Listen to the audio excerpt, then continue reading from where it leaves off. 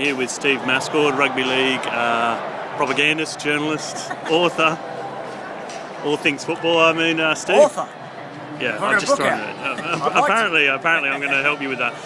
What's your thinking for today's game, Steve? You got a prediction? Have you got a tip? It's pretty amazing because I don't live here, so I was here at the start of the year during the World Club Challenge, and I saw Hull KR blow a big lead against Wakefield, and I thought they were terrible.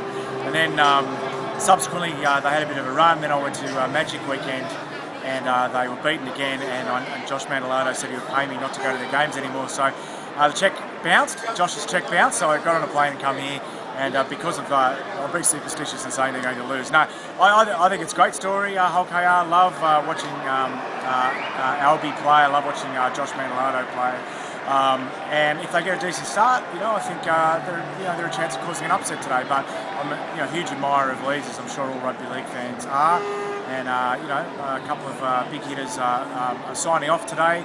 So I think they've got plenty to play for. And I think, like most people, I've got to tip Leeds. Have you been surprised with someone? Adam Cuthbertson obviously always had a lot of skill, never really sort of fit the NRL mould, but he's a bit of a throwback, a bit of an Arnie Beetson style ball-playing prop.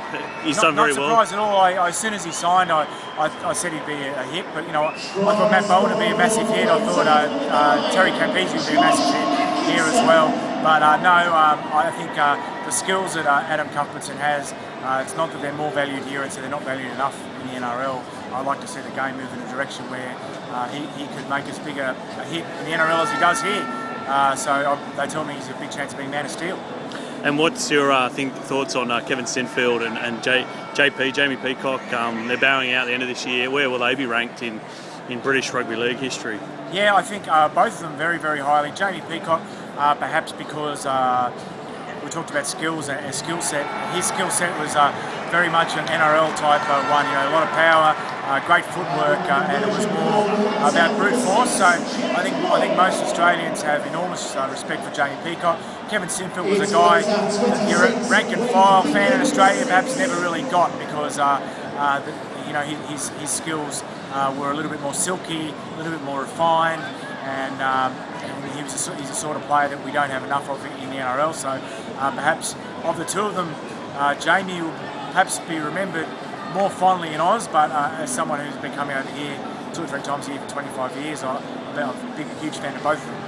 2 Kiwis in today's final. Tony Pilatua, who is in his 19th season of first grade, and Kylie Luluai, who I believe, I'm going to say this even it's probably could be incorrect, the last of the Balmain Tigers, made his debut in 1999 at Leichhardt, hanging him up at the end of this year as well. Two Kiwi legends. I'm going to steal all those lines for my story today.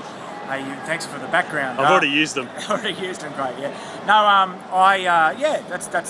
that's all great stuff. The sort of players who we have coming over here now, they're a little bit different. They're either young players at the start of their careers. There are a few players doing that, or you got guys right at the end of their careers. So for an NRL player to have spent the majority of his career here, to have come over quite early and stayed, I'm not sure that's going to be the sort of pro forma or the model in future. So it's probably the end of an era in more ways than one. Have you got a tip for the Lance Todd? My tip for the Lance Todd is going to be Zach Hardigan.